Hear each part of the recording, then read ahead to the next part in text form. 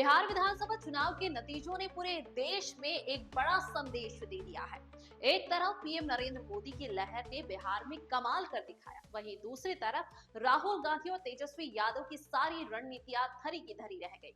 लालटेन तो बुझी ही, कांग्रेस का हाथ भी थक कर नीचे गिर गया। रुझानों और नतीजों में एनडीए 200 के पार पहुंच चुका है और साफ दिख रहा है कि बिहार की जनता ने मोदी और सुशासन के नाम पर खुलकर वोट किया है।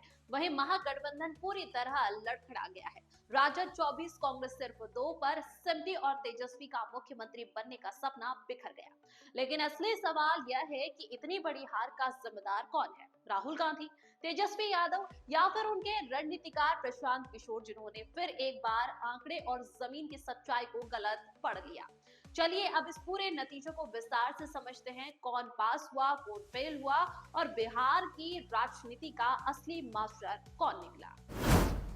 बिहार में 2025 की मतगणना ने एक बात बिल्कुल साफ कर दी। जनता ने अपना फैसला दे दिया है और यह फैसला तेजस्वी यादव या राहुल गांधी के हक में नहीं, बल्कि मोदी और एनडीए के पक्ष में गया है। 243 सीटों की विधानसभा में बहुमत का आंकड़ा 122 है और एनडीए 208 सीट पर आगे।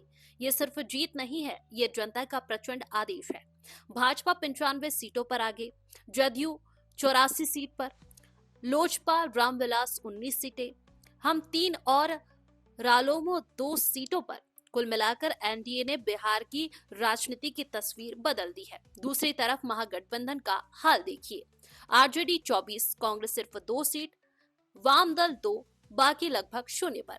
अब बात करते हैं 3 बड़े नामों की। पहला नाम राहुल गांधी। राहुल गांधी ने बिहार में धमाकेदार एंट्री की थी, वोट चोरी पर लंबी यात्रा की, खूब भीड़ जुटाई, लेकिन एंट्री का असर शून्य। कांग्रेस के खाते में सिर्फ 2 सीटें आई है। बिहार में राहुल की सभाएं, भाषण और रणनीति सब बेअसर साबित हुई।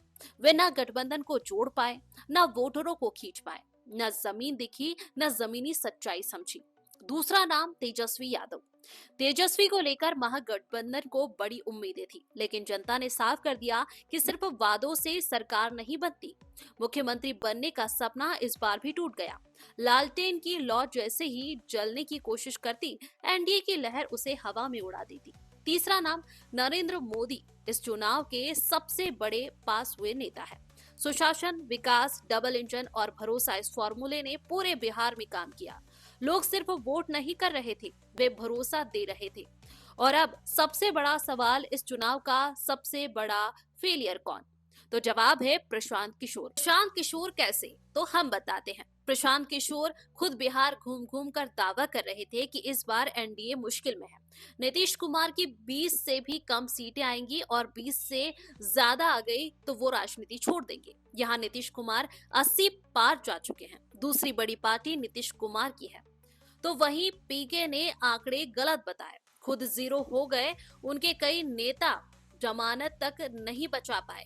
उन्होंने माहौल को गलत समझा और नतीजे उलट निकले। तेजस्वी और कांग्रेस जमीन पर टिक ही नहीं पाई। बड़े बड़े सर्वे, डेटा, रणनीति सब फेल। इस चुनाव का सबसे बड़ा फेलियर प्रशांत किशोर, क्योंकि नेता तो हार जीत का हिस्सा होते हैं, लेकिन रणनीतिकार अगर गलत साबित हो जाए तो पूरी नाव डूब जाती है। उन्होंने अपनी पार्टी जनसुराज के लिए पिछले 5 सालों में जबरदस्त मेहनत की।